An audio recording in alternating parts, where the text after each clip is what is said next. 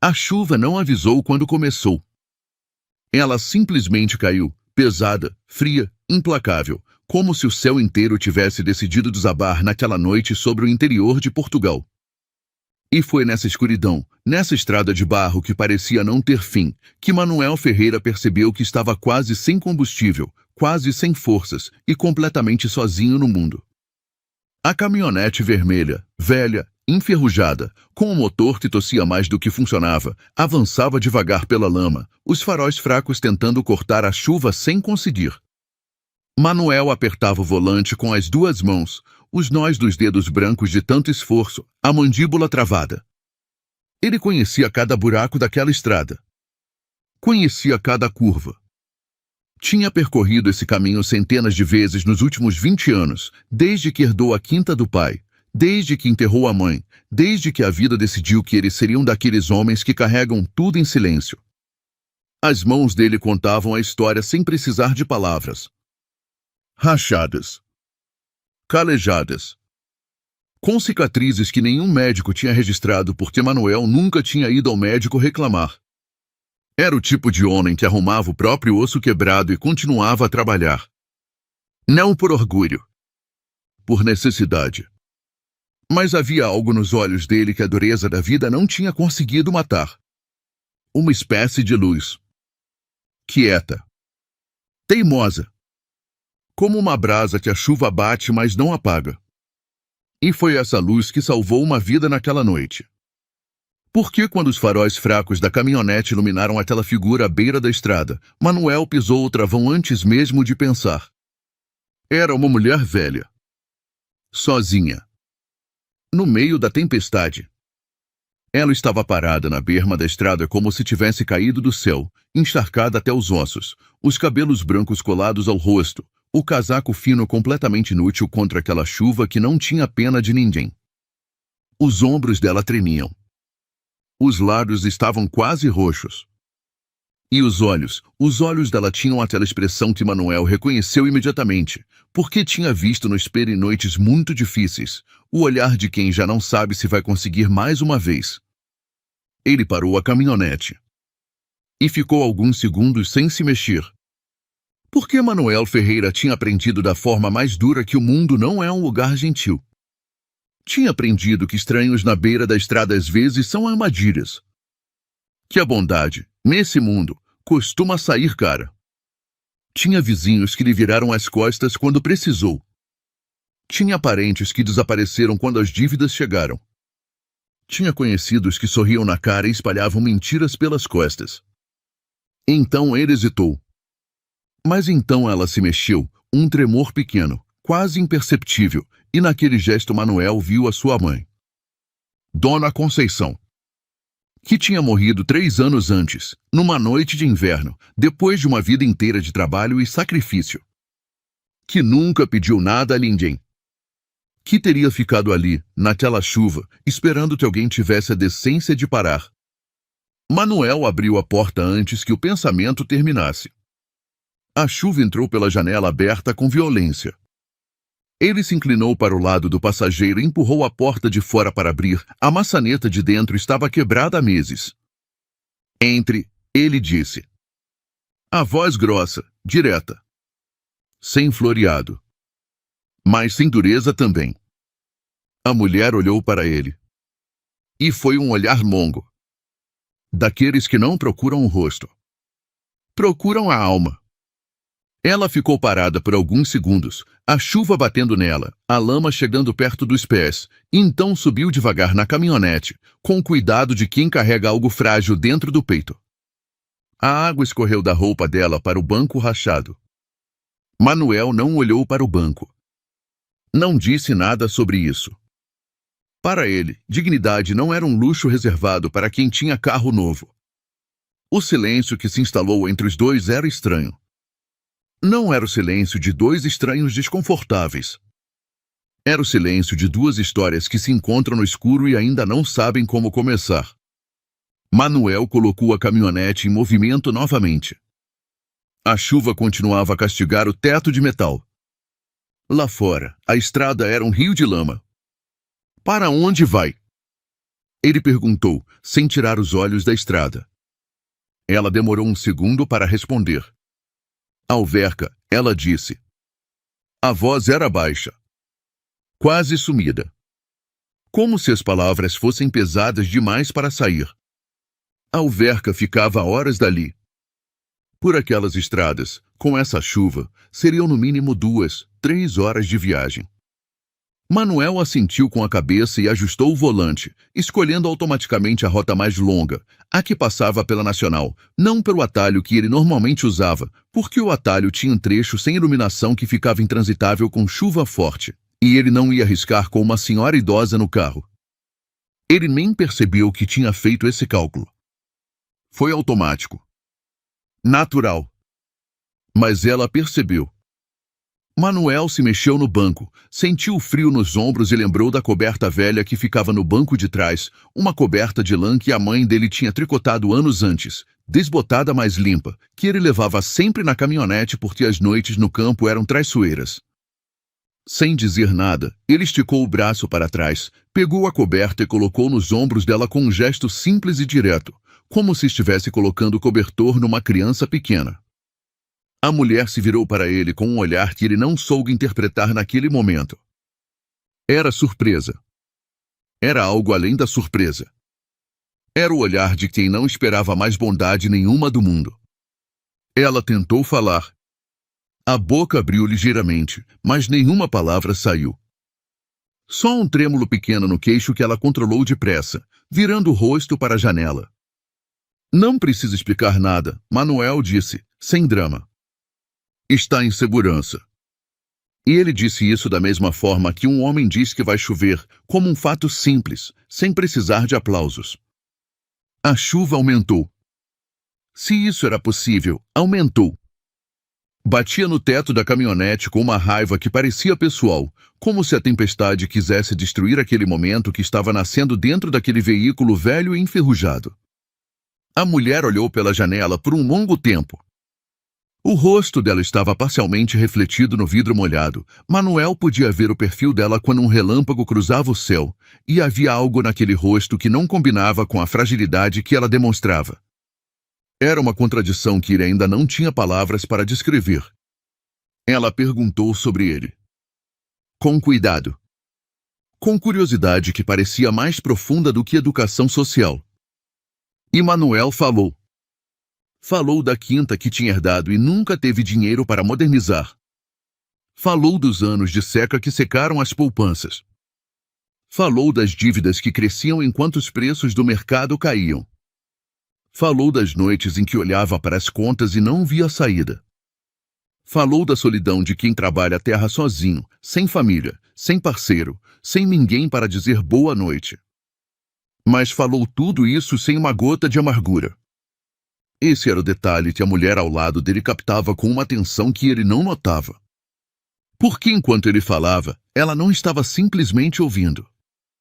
Ela estava registrando. Cada palavra. Cada pausa. Cada escolha de vocabulário. O que ele dizia. O que ele não dizia. A distância entre os dois. Um raio caiu perto o suficiente para fazer a caminhonete tremer. A luz branca iluminou o interior por meio segundo, e nesse meio segundo, Manuel viu o rosto dela completamente. E viu algo que desapareceu rápido demais para ele entender, não era medo. Era reconhecimento. Como se ela tivesse acabado de confirmar algo que ainda não sabia como revelar. A caminhonete afundou. Não foi gradual. Foi de repente, uma rodas traseiras foram engolidas por um buraco de lama que a chuva tinha escondido sob uma camada enganosa de terra firme, e o veículo afundou até o eixo, os pneus girando sem conseguir nada além de espalhar lama para todos os lados. Manuel disse uma palavra baixinha, não uma palavrão, apenas uma sílaba de frustração, e desligou o motor antes de agravar a situação. Olhou para ela. Fica aqui. Desceu da caminhonete. A chuva o recebeu sem cerimônia. Encharcou a camisa em 2 segundos. Entrou pelos sapatos. Manuel foi até a traseira do veículo, avaliou a situação com a calma de quem já havia tirado tratores de situações piores e começou a trabalhar. Empurrou. A caminhonete não se moveu. Tentou com o macaco. A lama era funda demais. Procurou galhos à beira da estrada para colocar sobre os pneus. Trabalhou com os dentes cerrados, os músculos das costas queimando, a chuva entrando nos olhos, os pés afundando na mesma lama que prendia o carro. Ela observava de dentro. Havia uma intensidade naquele olhar que era impossível descrever. Não era pena. Não era impaciência. Era algo entre admiração e dor, o olhar de quem vê alguém lutar com tudo que tem e sente o peso do que ainda não disse. Manuel tentou de novo. E de novo. E mais uma vez. E na quinta tentativa, quando os músculos já gritavam e a lama já tinha subido até o joelho, a caminhonete soltou um gemido, as rodas pegaram nos galhos e no piso improvisado, e o veículo saiu da vala com um solavanco violento. Ele ficou parado por alguns segundos ao lado da estrada, as mãos nas coxas, respirando fundo. A chuva continuava a bater nele como se estivesse com raiva pessoal. Então voltou para a caminhonete. Ela estava segurando um plano velho que tinha encontrado no porta-luvas. Estendeu para ele quando ele entrou. As mãos dela tremiam levemente, mas não de frio desta vez. Ele aceitou o pano com um aceno de cabeça. Limpou o rosto. Obrigado. Palavras simples. Sem ironia. Sem drama. Ela olhou para ele por um momento longo. E então olhou para frente, para a escuridão da estrada, e Manuel teve a impressão, estranha, inexplicável, de que ela estava tomando uma decisão. Mas não disse nada. E eles continuaram. As luzes do posto de gasolina apareceram primeiro, um sinal laranja fraco tremendo no vento. Depois a silhueta do restaurante de beira de estrada, aquele tipo de lugar que existe em todas as nacionais de Portugal, com a placa meio apagada e a promessa de sopa quente. Manuel parou a caminhonete sem consultar ela. Vai comer alguma coisa, ele disse. Não foi uma pergunta. Ela olhou para o restaurante, depois para ele. Havia hesitação no rosto dela, o tipo de hesitação que não vem de não querer, mas de não estar habituada. Está bem, ela disse finalmente, em voz baixa. O restaurante estava quase vazio. Uma empregada cansada limpava o balcão com um pano. Um rádio tocava abaixo num canto. O cheiro de caldo de legumes encheu Manuel de uma nostalgia que ele não esperava sentir. Eles sentaram numa mesa de canto. Manuel olhou o menu por 5 segundos e pediu 2 sopas, 2 pratos do dia e pão. Pagou com as notas que tirou do bolso da calça, contou devagar, sem pressa, sem vergonha. Tinha dinheiro suficiente para aquilo. Mal. Mas tinha. Ela viu o gesto. A forma como ele contou as notas. A pausa breve antes de confirmar o pedido. E algo no rosto dela se contraiu, uma emoção que ela não deixou sair completamente, mas que esteve lá por um segundo inteiro. Enquanto esperavam a comida, ela perguntou sobre a família dele. E Manuel falou. Dessa vez mais devagar. Sobre o pai que tinha morrido cedo demais. Sobre a mãe que tinha sido o centro do mundo dele até o último dia. Sobre a irmã que tinha emigrado para a França ainda jovem e com quem falava no Natal se a ligação pegava. Sobre os sonhos que tinha tido quando era novo, um sonho de expandir a quinta, de plantar mais, de um dia ter trabalhadores em vez de ser o único trabalhador. Sonhos que a vida tinha encolhido, um por um, sem violência, apenas com a pressão lenta e constante de quem não tem capital nem sorte. Mas Manuel não chamou isso de tragédia. Chamou de vida. E foi esse detalhe, mais do que qualquer outro, que fez os olhos dela ficarem brilhando naquela mesa de restaurante de beira de estrada. A sopa chegou. Eles comeram em silêncio por um tempo. Lá fora a chuva continuava. O rádio tocava uma música que Manuel reconheceu, mas não conseguiu nomear. Por que parou para mim? Ela perguntou de repente. A pergunta caiu no ar entre eles como uma pedra num lago. Manuel levou a colher à boca, pensou, pousou a colher. Ninguém merece ser deixado sozinho numa tempestade, ele disse.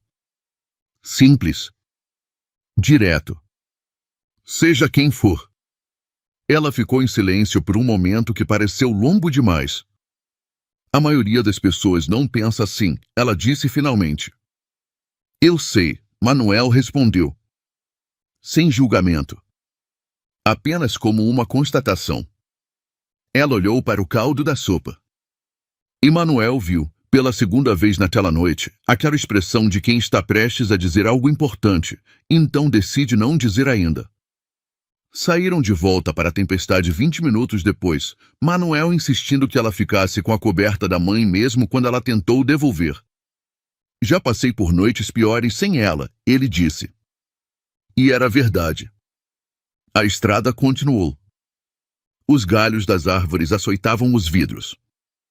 A lama era constante. E a cada quilômetro que passava, o silêncio entre os dois ficava menos vazio, ia se enchendo de algo que nenhum dos dois teria sabido nomear, mas que os dois sentiam. Ela perguntou se alguém já tinha feito por ele o que ele estava fazendo por ela. Manuel ficou em silêncio por alguns segundos. O tipo de silêncio que é uma resposta antes da resposta. A maior parte das pessoas me vê e vê a pobreza primeiro, ele disse finalmente. O que estiver atrás disso? Não esperam para descobrir. A mão dela, sobre o colo, fechou-se levemente. Como se as palavras tivessem apertado algo dentro dela. Isso é injusto, ela disse. A voz saiu diferente dessa vez. Mais firme. Mais carregada. É vida, ele respondeu. E então o motor da caminhonete fez um som. Um som errado. Manuel franziu o sobrolho. O motor fez o som de novo, uma tosse estranha, metálica, seguida de um engasgo que ele reconheceu imediatamente com o estômago. Não, ele disse baixinho. O motor tossiu mais uma vez. E morreu. A caminhonete parou no meio da estrada escura, sem luz nenhuma à volta, só a chuva e o vento e a escuridão absoluta. Manuel ficou imóvel por 2 segundos. Então tentou dar a partida. Nada. Tentou de novo. Nada. Tentou uma terceira vez com mais força, como se a força física pudesse convencer o motor. O motor não se convenceu. Ele bateu levemente no volante com a palma da mão, uma vez, só uma vez, e então desceu da caminhonete pela terceira vez naquela noite. A chuva estava ainda mais forte. Se isso era possível, e aparentemente era, estava ainda mais forte. Ele abriu o capô. Usou a lanterna do telemóvel para ver o motor. Verificou os cabos, a bateria, o alternador. As mãos tremiam ligeiramente, não de medo, mas do frio que já tinha entrado nos ossos horas atrás e nunca tinha saído completamente. Mas ele trabalhou. Devagar. Com o tipo de determinação que não tem espetáculo, não tem discurso, não tem audiência. Apenas o trabalho em si. Dentro da caminhonete, a mulher ficou imóvel por alguns segundos. Então fechou os olhos. Foi um gesto pequeno. Mas havia nele algo que não era desespero. Era decisão. Como alguém que olha para dentro de si mesmo uma última vez antes de fazer algo que não tem volta. Ela abriu os olhos. E saiu da caminhonete. Manuel viu a porta e olhou por cima do capô, surpreso. Pode ficar dentro. Manuel. A voz dela o parou. Não era a mesma voz. Era a mesma mulher, o mesmo rosto, os mesmos olhos brancos molhados pela chuva. Mas a voz era diferente. A postura era diferente. Os ombros que tinham estado curvados pela noite inteira estavam agora retos, firmes, como a autoridade que apareceu de repente como uma luz que alguém tinha ligado num quarto escuro. Ele ficou olhando para ela sem entender. Não precisa mais votar esta noite, ela disse. Já votou o suficiente. Ele franziu o sobrolho. O motor precisa. O motor vai ficar bem. Ela tirou do bolso do casaco um telemóvel. Não era o telemóvel velho e rachado que ele esperaria ver na mão de uma mulher que estava encharcada e sozinha numa estrada de barro. Era um aparelho moderno, discreto, com uma capa de proteção preta. Ela desbloqueou o ecrã com uma tranquilidade absoluta e fez uma chamada. Uma chamada. 3 palavras. Uma localização. E desligou. Manuel ficou parado ao lado do capô aberto, com a lanterna do telemóvel apontada para um motor que já não precisava de conserto, porque tinha certeza, a absoluta certeza, ainda sem perceber porquê, de que o problema estava prestes a ser resolvido por alguém que não era ele. Ela ficou parada ao lado dele. A chuva batia nos dois igualmente. Mas ela não parecia incomodada com isso. Parecia que estava naquele momento exatamente onde queria estar. Então os faróis apareceram. Primeiro um par. Depois 2 pares. Depois 4, 5 luzes cortando a escuridão da estrada de barro vinda das 2 direções ao mesmo tempo, convergindo para eles com uma eficiência que só existia em operações planeadas. O coração de Manuel acelerou. Os veículos pararam ao redor da caminhonete em semicírculo. Eram carros grandes, escuros, com chapas que ele não conseguia ler na chuva.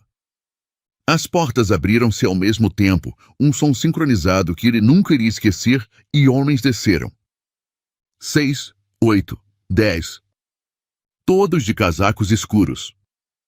Todos com aquela postura de quem foi treinado para proteger em vez de atacar, mas é capaz das 2 coisas. Manuel recuou um passo. O instinto era defender-se, mas defender-se de quê? E como? Contra isso?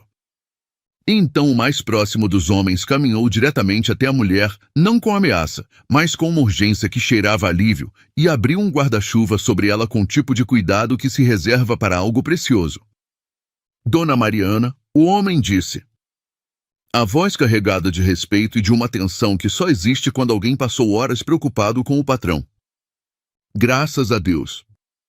E Manuel Ferreira, com a chuva a escorrer pelo rosto e o capô da caminhonete ainda aberta atrás dele, olhou para aquela cena e sentiu o chão desaparecer debaixo dos pés. Porque a mulher que ele tinha tirado da beira da estrada, a mulher encharcada, trêmula, que ele tinha coberto com a coberta da mãe, que tinha apagado a sopa, que tinha empurrado para fora da lama, se virou para os homens com uma autoridade natural que apagava completamente a imagem da vítima desamparada que ele tinha visto horas antes. Ela deu instruções em voz baixa. Rápida. Precisa. Homens se moveram. Outro veículo se aproximou da caminhonete. Um técnico saiu com uma mala de ferramentas. E então ela se virou para Manuel. Os olhos dela eram os mesmos. Esse detalhe ele notou e segurou. Os olhos eram exatamente os mesmos de quando ela tinha entrado na caminhonete, molhada e perdida. A mesma temperatura. O mesmo peso. Mas agora sem a camada de disfarce que tinha estado por cima de tudo. Tens direito a uma explicação, ela disse. Manuel não falou. Não porque não tivesse palavras. Mas porque não sabia ainda que tipo de palavras aquela situação exigia. O meu nome é Mariana Vasconcelos. Ela disse o nome sem orgulho e sem falsa modéstia. Como um facto. Tenho 72 anos. Nasci em Braga, mas vivo em Lisboa há 50 anos. Tenho empresas em Portugal, Espanha e no Brasil. Tenho terras. Tenho fundações. Tenho mais dinheiro do que alguma vez vou conseguir gastar. Manuel ficou olhando para ela. E de 2 em 2 anos, ela continuou, a voz ficando mais lenta, mais cuidadosa, como alguém andando em terreno que importa, saiu sozinha. Sem escolta. Sem identidade. Visto roupas simples e colocam-me deliberadamente em situações de vulnerabilidade. Ela pausou. Para ver como as pessoas reagem. O silêncio que se seguiu foi preenchido só pela chuva. A maior parte das pessoas passa, ela disse. A voz ficou mais baixa nessa parte. Os que param, na maior parte das vezes, param com segundas intenções. Perguntam o que tenho na bolsa. Pedem dinheiro. Ou são simpáticos demais, com um tipo de simpatia que muda de rosto quando percebem que não há nada para ganhar. Ela olhou para ele com uma sardinice que seria impossível de fingir. Mas às vezes, em 20 anos de fazer isso, foram poucas vezes, encontra alguém que para porque é isso que a decência manda. Que dá o casaco quando tem frio. Que paga a sopa quando quase não tem dinheiro. Que empurra o carro no meio da tempestade sem pedir nada em troca. Que faz tudo isso sem saber quem eu sou, sem esperar recompensa, sem sequer passar pela cabeça que existe recompensa para receber. Manuel sentiu qualquer coisa apertar no peito. Tu passaste, ela disse. Não com distinção. Com naturalidade. Como se a bondade fosse simplesmente o que se faz. Ele sacudiu a cabeça levemente. Eu não fiz nada de especial. Fiz o que qualquer. Não, ela disse, suave mas firme. Não é o que qualquer um faz. Eu sei porque passei 20 anos a confirmar exatamente o contrário. Os olhos dela ficaram brilhando. Não era performance. Era algo genuíno que ela estava deixando sair com cuidado, como se não estivesse habituada a isso. A tua mãe criou-te bem, Manuel. E foi aí, quando ela disse o nome da mãe, quando ela tocou naquele ponto específico, que qualquer coisa dentro de Manuel Ferreira cedeu. Não de forma espetacular. Não com choro ou voz quebrada. Apenas com os olhos que ficaram brilhando e a mandíbula que ele apertou para segurar. Ela tirou do bolso do casaco um cartão. Simples. Discreto. Com um número e um nome. Estendeu para ele. A tua quinta vai ser recuperada, ela disse. Não como caridade. Esse conceito não existe nesta conversa. Como reconhecimento. Como o que acontece quando o mundo tenta, por uma vez, fazer o que é justo. Ele olhou para o cartão na mão dela. O que precisares para a quinta, o que precisares para viver com dignidade, estará disponível. Fala com a pessoa nesse número amanhã de manhã. Ela pausou. Ou depois de amanhã. Quando estiveres pronto. Manuel ficou olhando para o cartão por um longo momento. E então, devagar, estendeu a mão e fechou os dedos ao redor dele. Não disse obrigado imediatamente. Disse outra coisa, disse com a voz ligeiramente rouca, a coberta era da minha mãe. Ela sentiu. Eu sei. E foi por isso que me cobriu com ela. Um dos homens se aproximou discretamente. A caminhonete de Manuel tinha sido reparada, o técnico fechava a mala de ferramentas. O motor foi ligado e pegou a primeira. Mariana Vasconcelos botou a mão no braço de Manuel por um segundo. Um toque breve. Firme. O tipo de toque que não é afeto fácil, mas é real. Cuida-te, ela disse. E então caminhou em direção aos veículos com aquela postura que não tinha mais disfarce nenhum, a postura de uma mulher que passou 72 anos construindo um mundo e que ainda assim, 2 vezes por ano, precisava lembrar a si mesma de que o mundo tinha pessoas como Manuel Ferreira dentro dele. Os carros saíram. As luzes sumiram pela estrada. E a chuva, como se soubesse que o momento tinha chegado ao fim, começou a diminuir. Manuel ficou parado ao lado da caminhonete. Sozinho outra vez. Com o cartão na mão, a coberta da mãe no banco do passageiro e o coração num estado que ele não tinha palavras para descrever ainda. Ele ficou olhando para a estrada vazia por um longo tempo. Então entrou na caminhonete, pegou a coberta, colocou no colo por um momento, aquela lã desbotada, aquele cheiro familiar que ainda estava lá se ele prestasse muita atenção e finalmente deu a partida. Um motor pegou limpo.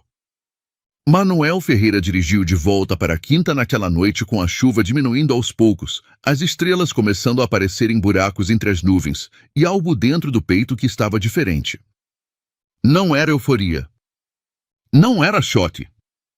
Era uma coisa mais quieta e mais permanente do que as duas, a sensação de que o mundo, naquela noite específica, tinha decidido ver quem ele era de verdade.